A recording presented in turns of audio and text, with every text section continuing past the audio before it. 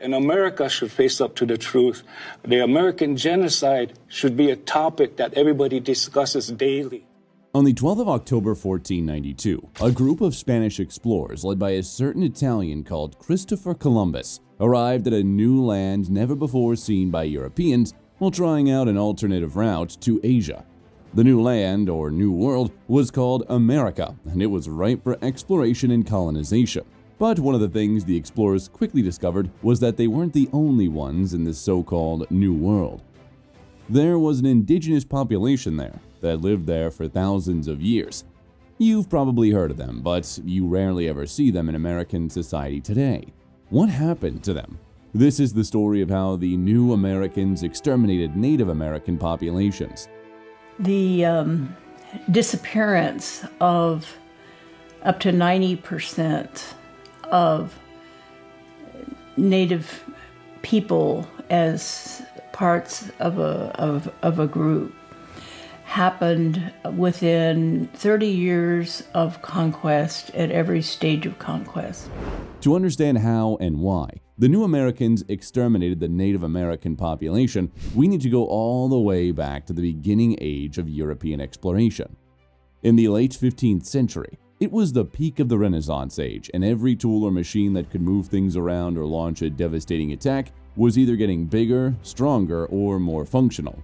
This included ships, which were now able to carry tons of cargo and hundreds of men across oceans most people back then never thought could be navigable. Fun fact, European oceanic exploration actually predates the 15th century and started with the maritime expeditions of Portuguese sailors to the Canary Islands in 1336.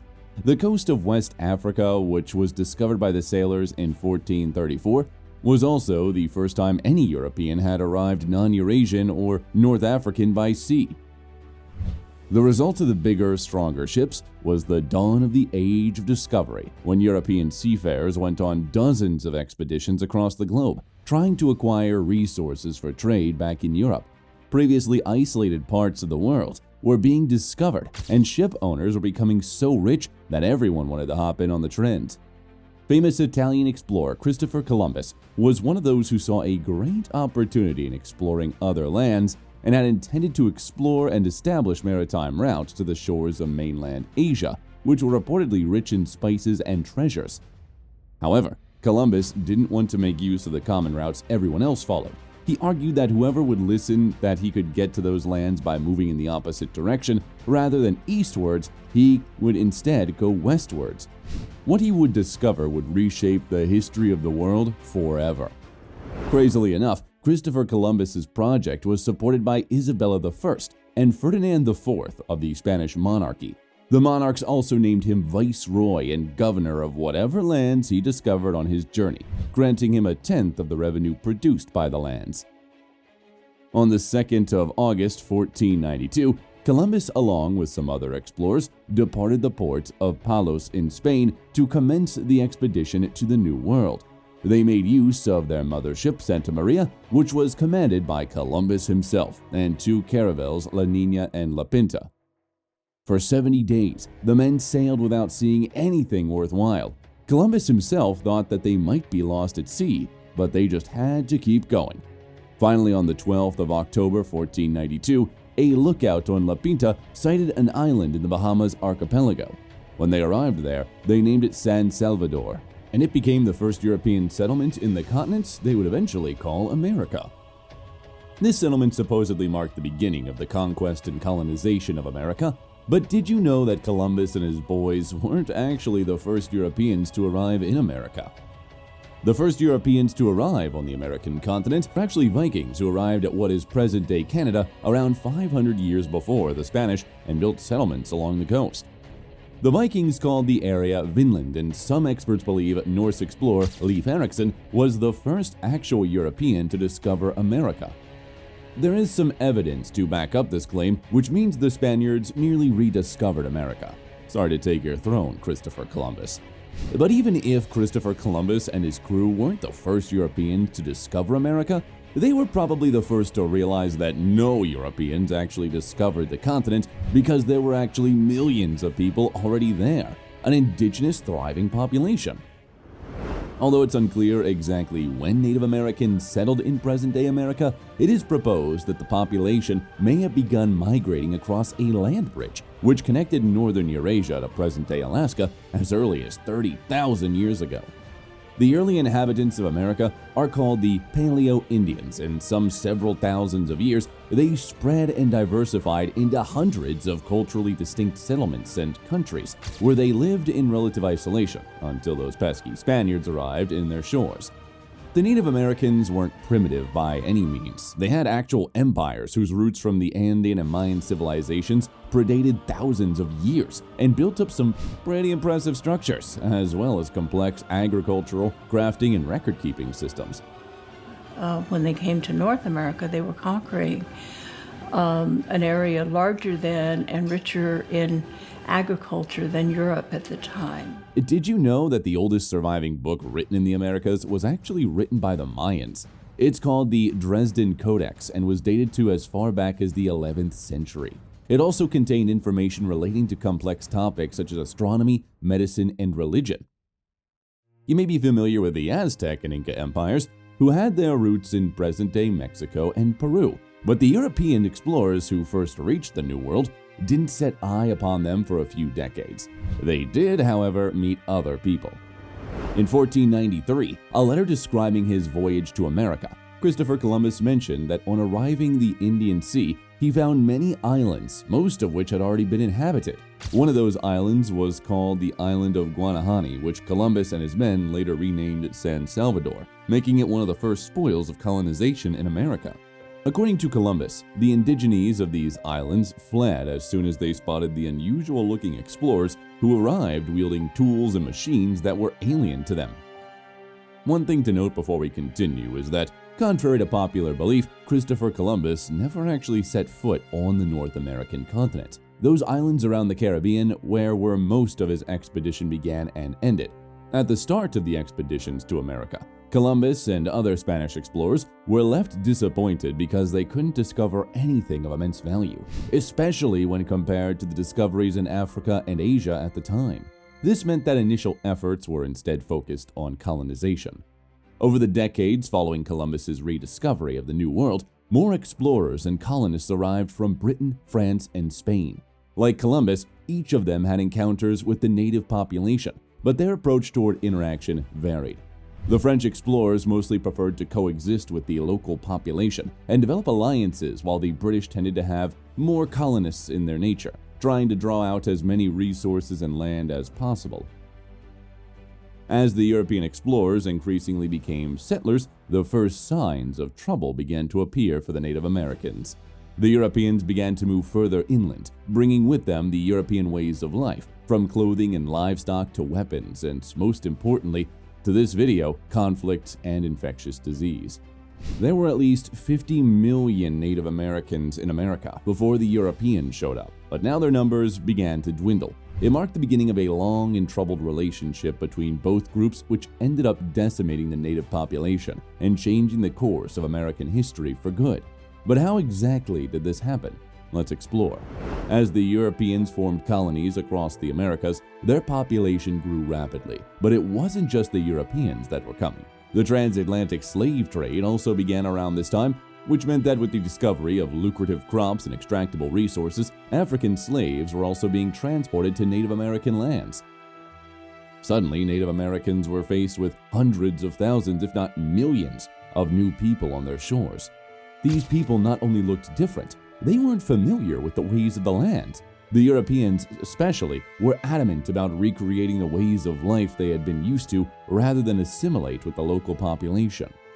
The slaves were brought by the Europeans, so they didn't have much to say in the matter, but another thing brought by the Europeans, which probably affected the native populations the most, was diseases. They brought Eurasian diseases such as influenza, pneumonia plagues, and smallpox, which the locals had no resistance to, leading to multiple epidemics. Did you know that it's believed smallpox may actually have been brought to the Americas in 1520 by an African slave who arrived on a Spanish ship which sailed into Mexico from Cuba? These diseases led to hundreds of thousands, probably even millions of Native American deaths, but for the most part, they weren't being intentionally spread. Nevertheless, as the European population grew and the battle for resources became more intense, it was becoming increasingly obvious that one group would have to give up control over the land. In typical 15th century European colonizer fashion, a way needed to be found to either emigrate or depopulate the locals so they could expand and gain control over more territory. And they found creative, but mostly heinous ways to do this, as you're about to find out. Each European colonizer group had their own means of trying to reduce the native population. The British initially subjected the Native American population to some form of slavery, just like they did the Africans. This, however, did end after a relatively short period, because believe it or not, the Native Americans also owned slaves. In fact, by 1860, the native Cherokee tribe was in control of almost 5,000 African chattel slaves. Meanwhile, the Spanish conquistadors made use of the encomienda system, where conquistadors were rewarded with the labor of conquered non-Christian peoples, who were considered vassals of the Spanish monarchy. However, the conquistadors abused the system and used it as an excuse to commit what was basically a genocide of the natives. The Native Americans weren't as physically adept to work in the mines they were often sent to work in, and it's estimated that 1 in 3 of the Arawak workers died every 6 months from forced labor. See the means of disappearance of whole groups, like the Natchez people of the Mississippi Valley, who were the people of Cahokia, the people who built this advanced civilization, farmers. The Spanish raided them and eastern Honduras. And being subjected to slavery and harsh living conditions also meant that when these populations were being exposed to harmful diseases they didn't have resistance to, it usually ended up being more fatal. Another factor that played a huge role in the extermination of the natives was the complete disruption and, in some cases, decimation of their communities and societal structures. These children, but a few years ago, looked just like those we saw before. But today they all speak English, and some have taken business courses. We bring them in, clean them up, and start them on their way. Women and children were often taken away from their families to work in plantations or be assimilated into Western culture using education. In some cases, they were taken back to Europe to showcase as if they were exotic animals. Did you know that when heading back to Spain in 1493, after founding La Navidad, or present-day Haiti, Christopher Columbus kidnapped anywhere between 2 to 25 natives and took them back with him to show the Spanish monarchy? However, only 8 of the natives survived, but they were said to have made an impression on those who saw them. Wars were also fought between the Europeans and Native Americans, which led to the near extinction of certain tribes. Tribes also often fought against themselves for control over territory, but these wars were supported by the European proxies who handed them weapons in exchange for control over resources. The dominant indigenous civilizations, such as the Inca, fell during this period after being invaded by Spanish conquistadors. However, it's believed that the wars were only responsible for less than 50,000 deaths. The European colonization of the Americas resulted in so many deaths to the native population that it contributed to global climatic change, with the world experiencing a global cooling around the end of the 16th century, according to scientists. In the century following the arrival of Christopher Columbus, almost 90% of indigenous Americans had died from a combination of diseases, mass slavery, and war, including accusations of biological warfare. Yes, biological warfare. There were well-documented accounts of incidents where European colonists threatened the indigenous American population with the spread of disease, especially the smallpox virus. Some scholars suggest that these weren't mere threats and that there were several instances where the colonists deliberately spread smallpox, which led to the chiefs or certain tribes rejecting vaccinations when they did arrive in the late 18th century. The population decimation of the Native Americans between the 15th and 18th centuries was called the Great Dying by some sectors, but not every single Native American died, and some are still living to this day. So, where are they? The formation of the United States in 1776 was expected to bring some respite to the Native American population, but in truth, it didn't work that way. Even after helping the Americans defeat the British in the War of 1812, they were still being subjected to repeated and forced removal from their lands through devious treaties, and when they refused, they were often massacred by the new former Europeans. Beginning in the 1830s, following the 1830 Declaration of the Indian Removal Act, around 100,000 indigenous people living in the United States were relocated from their homelands in what was called the Trail of Tears. They were of the 5 civilized tribes, which were the Cherokee, Creek, Chickasaw, Choctaw, and Seminole. A large majority of them adapted to Western culture, but ended up dying of starvation, exposure, and disease. And it was mostly because of a resource called cotton. The United States even tried to sell the Cherokee land west of Mississippi for $5 million. Imagine having land from your own country being sold to you for money you can't even earn without being a slave. That's how terrible the conditions were for the indigenous population. Between 1846 and 1873, during the American conquest of California, between 9,500 and 16,000 natives were killed by non-natives who were encouraged by state authorities. Acts which led to the deaths including enslavement, kidnapping, child separation, and forced displacement. It was called the California Genocide, but it wasn't an isolated situation in the United States. The displacement of the indigenous Americans greatly reduced with the turn of the 20th century, as all of them were granted citizenship through the Indian Citizenship Act of 1924, which allowed them to vote and be subject to the jurisdiction of the U.S., although some states deny them voting rights until the Civil Rights Act of 1968.